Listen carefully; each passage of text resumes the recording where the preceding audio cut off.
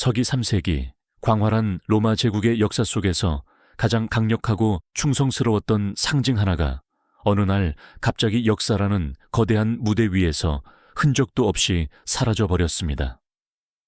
바로 로마 제국의 자부심이었던 아우구스타 제8군단입니다.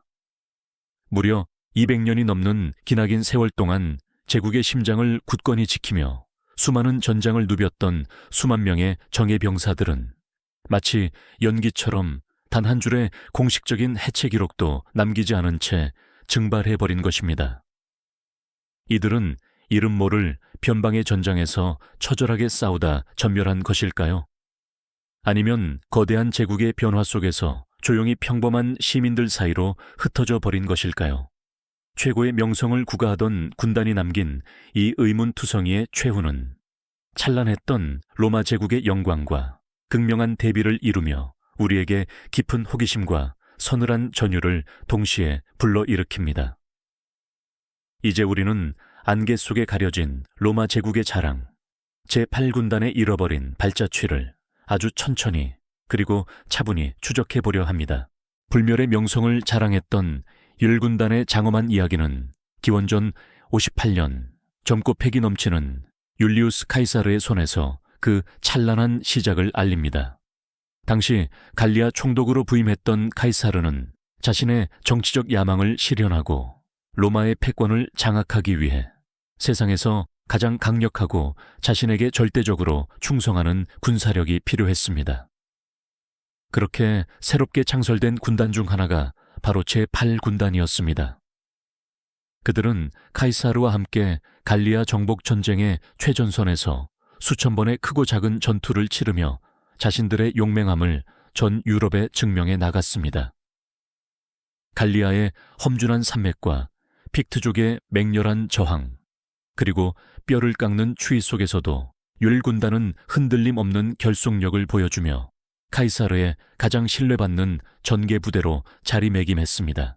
특히 서기전 R22년 갈리아의 영웅 베르킹게토릭스가 이끄는 대규모 반란군에 맞섰던 역사적인 알레시아 공방전에서 어덜군단은 전설적인 활약을 펼쳤습니다. 당시 로마군은 포위망을 구축한 상태에서 오히려 외부로부터 지원군에게 역포위당하는 절체절명의 위기에 빠졌었습니다. 굶주림과 공포가 군단을 엄습했을 때 야털군단 병사들은 카이사르의 붉은 망토를 바라보며 죽음을 두려워하지 않고 성벽 밖으로 돌격했습니다. 겹겹이 쌓인 적들의 시체를 넘고 방패를 맞대어 징역하던 그들의 모습은 카이사르에게 잊지 못할 깊은 신뢰를 심어주었습니다. 갈리아 전쟁이 끝난 뒤 카이사르가 루비콘강을 건너 주사위는 던져졌다고 외치며 로마로 징역할 때도 8군단은 그의 가장 날카로운 창이자 든든한 방패였습니다. 내전의 혼란 속에서도 그들은 로마 시민이라는 정체성보다 카이사르의 병사라는 자부심을 앞세우며 그리스의 파르살루스 평원과 이집트의 사막을 누볐습니다. 이들에게 군대는 단순한 직업이 아니라 생사를 함께하는 운명 공동체였으며 그들이 든 깃발은 곧 카이사르의 의지 그 자체였습니다. 카이사르가 암살당하고 로마 제정시대를 연 초대 황제 아우구스투스 시대에 이르러 얼군단은 또 한 번의 위대한 전환점을 맞이하게 됩니다. 내전의 불길이 꺼지고 제국의 안정이 찾아오자 아우구스투스는 방대한 군단들을 재편하고 효율적인 국경 방어 체계를 구축하는 데 온 힘을 쏟았습니다. 이때 열일군단은 그들의 빛나는 역사와 황제 가문에 대한 굳건한 충성심을 인정받아 아우구스타라는 연계로운 칭호를 하사받게 됩니다. 아우구스타는 존경받는 신성한 황제의라는 의미를 담고 있으며 이는 8군단이 황제의 특별한 신임을 받는 최정예 중의 최정예임을 로마 전역에 선포하는 것이었습니다. 그들의 군단기에는 황소를 상징하는 문양이 새겨져 있었는데 이는 어떤 적의 공격 앞에서도 물러서지 않는 저돌적인 힘과 굳건함을 상징하며 8군단의 위용을 더욱 빛냈습니다. 8군단은 롬바르디아 평원과 판노니아 그리고 다뉴브강 유역의 전략적 요충지에 주둔하며 제국의 평화를 지탱하는 핵심 보루 역할을 수행했습니다. 당시 로마 군단병의 삶은 우리가 상상하는 것보다 훨씬 가혹하고 치밀했습니다. 병사들은 약 30kg에 달하는 무거운 군장과 무기를 들고 하루에 수십 킬로미터를 강행군해야 했으며 주둔지에 도착하면 곧바로 거대한 요새와 도로를 건설해야 했습니다. 발군단 병사들은 단순히 싸우는 기계가 아니라 숙련된 기술자이자 건축가였습니다. 그들이 땀 흘려 세운 견고한 석조 요새와 곧게 뻗은 로마 가도는 수백 년간 제국의 혈관 역할을 하며 물자와 병력을 이동시켰습니다. 서기 1세기와 2세기, 이른바 팍스 로마나라고 불리는 로마의 황금기 시절에도 활혈군단은 늘 가장 위험한 최전방을 지켰습니다.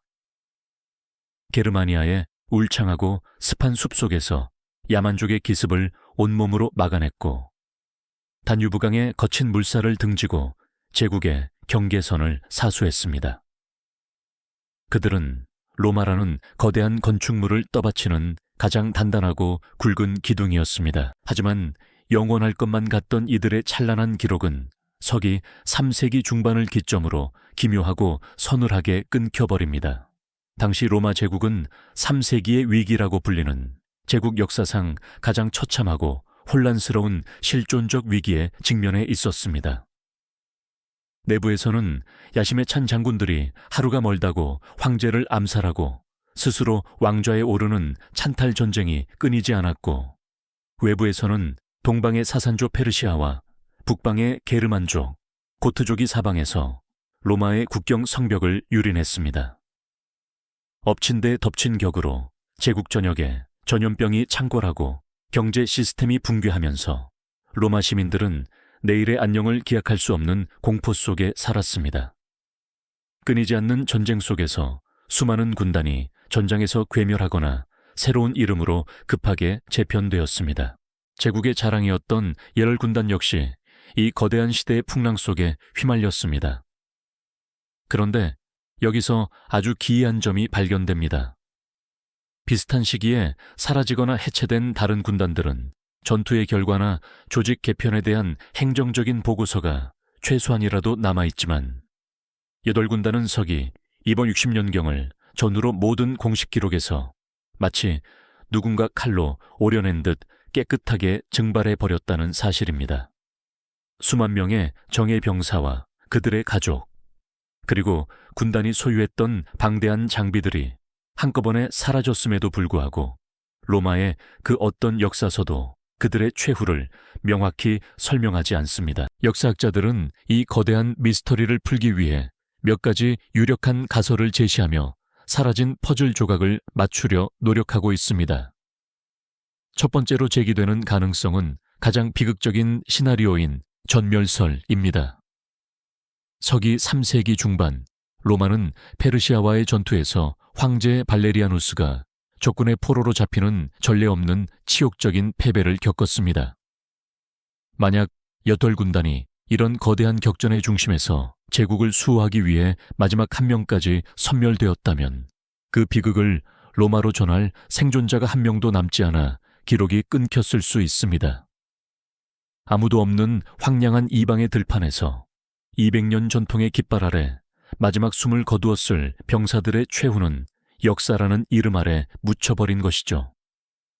하지만 이 가설은 8군단처럼 명성 높은 군단이 사라졌는데도 후대의 기록가들이 단 한 줄의 애도나 추모조차 남기지 않았다는 점에서 여전히 설명되지 않는 의문을 남깁니다. 두 번째 가설은 행정적 해체와 정체성의 소멸입니다. 제국이 쇠퇴기에 접어들며 과거의 대규모 군단 중심 운영이 비효율적이라는 판단에 8군단이 여러 소규모 기동부대로 쪼개졌을 가능성입니다.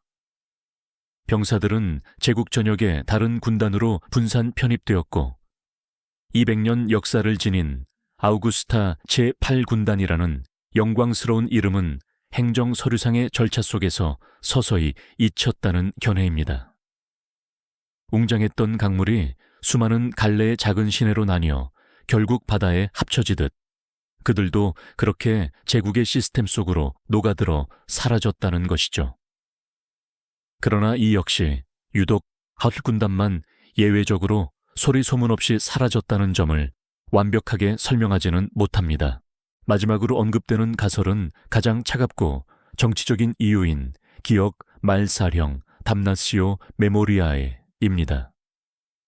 로마에는 반역을 꾀하거나 제국에 치명적인 수치를 안긴 인물 혹은 집단의 모든 흔적을 역사에서 지워버리는 엄격한 처벌이 존재했습니다. 만약 열군단이 권력투쟁 과정에서 승리한 황제가 아닌 패배한 황제 후보를 지지했거나 혹은 로마가 도저히 용납할 수 없는 군사적 실책을 저질렀다면 제국 차원에서 의도적으로 그들의 모든 기록을 삭제했을 수도 있습니다. 지도 위에서 그들의 주둔지가 마치 지우개로 지운 듯 공백으로 남겨진 이유가 바로 이 냉혹한 정치적 보복 때문일지도 모른다는 것이죠. 결국 혈군단의 마지막 행방은 어쩌면 영원히 미궁 속에 남는 것이 그들의 운명일지도 모릅니다. 하지만 이 풀리지 않는 거대한 수수께끼는 우리에게 역사의 본질에 대한 아주 중요한 메시지를 던져줍니다. 아무리 강력하고 거대했던 제국이라 할지라도 세상의 모든 일을 완벽하게 기록하고 보존할 수는 없었습니다. 로마 제국은 방대한 영토와 셀 수 없이 많은 삶을 품었지만 그 거대한 시스템 속에서도 미처 기록되지 못한 이야기와 시간의 흐름 속에 강제로 지워진 진실들은 분명히 존재합니다. 이발군단의 실종은 마치 역사의 빈 페이지처럼 우리가 알고 있는 인류의 역사가 얼마나 불완전하고 위태로운 파편들로 이루어져 있는지를 여실히 보여주는 증거가 됩니다. 마치 웅장한 건축물의 핵심 기둥이 통째로 사라져버렸지만 그 텅 빈 공간이 오히려 건축물 전체에 대한 우리의 상상력을 더욱 뜨겁게 자극하듯이 말이죠. 이처럼 명확한 답이 없는 거대한 공백은 때로는 우리에게 더 본질적인 질문을 던지며 사유의 깊이를 더하게 합니다. 일군단 병사들은 과연 어떤 마지막을 맞이했을까요? 그들은 가족과 고향을 그리워하며 조용히 갑옷을 벗고 평범한 삶으로 돌아갔을까요? 아니면 이름 없는 변방의 전장에서 마지막 순간까지 황소를 그린 깃발을 지키다 산화했을까요? 그들이 겪었을 법한 인간적인 고뇌와 희로애락, 그리고 마지막 순간의 감정들은 끝내 문자로 기록되지 않았습니다.